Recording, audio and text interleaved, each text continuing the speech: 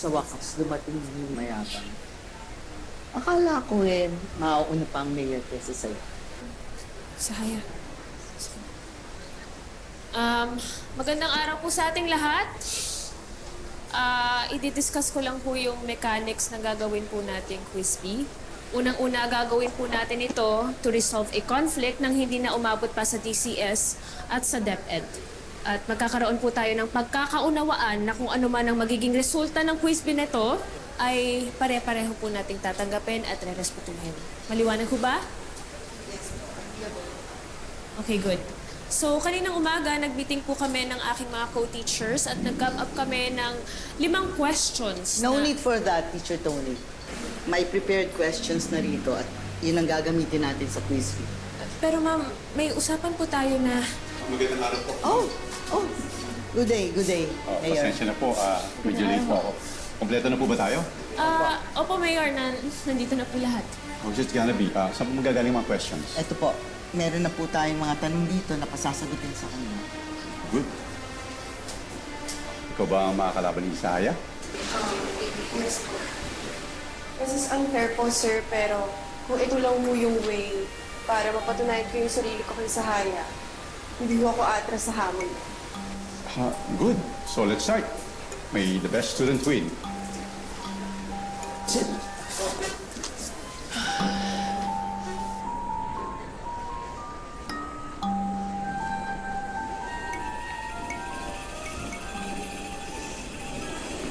Kaya mo to, Sahaya. Para kay Ina. Para sa pamilya ko. Sa kampuan, sa lahat ng taong naniniwala sa akin. Para sa mga taong mahal ko.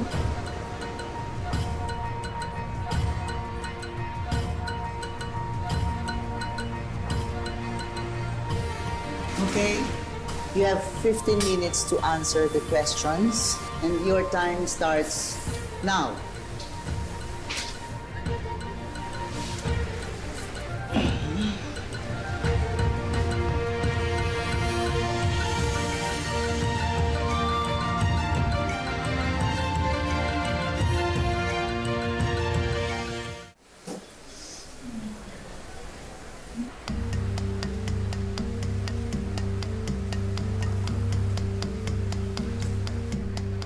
Last 1 minute.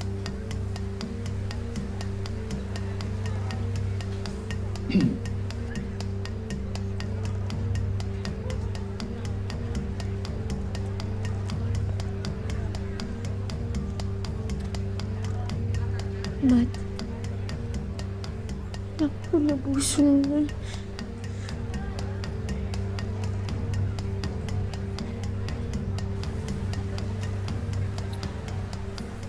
Okay. Time's up. Pakibigay na yung test questions kay Teacher Tony para kuha natin score ninyo.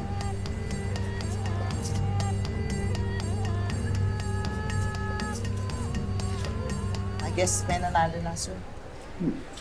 At ang nakuhang score ni Farida ay perfect! Perfect score!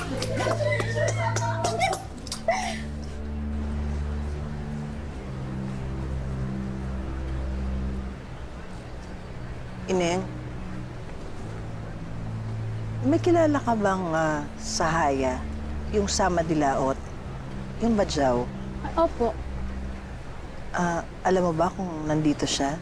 doon po.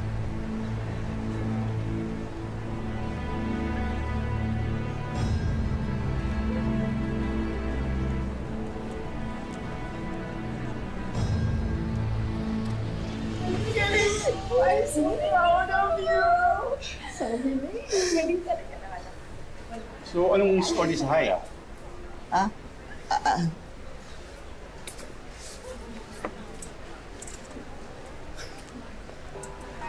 Ma'am, ano pong score ni Sahaya?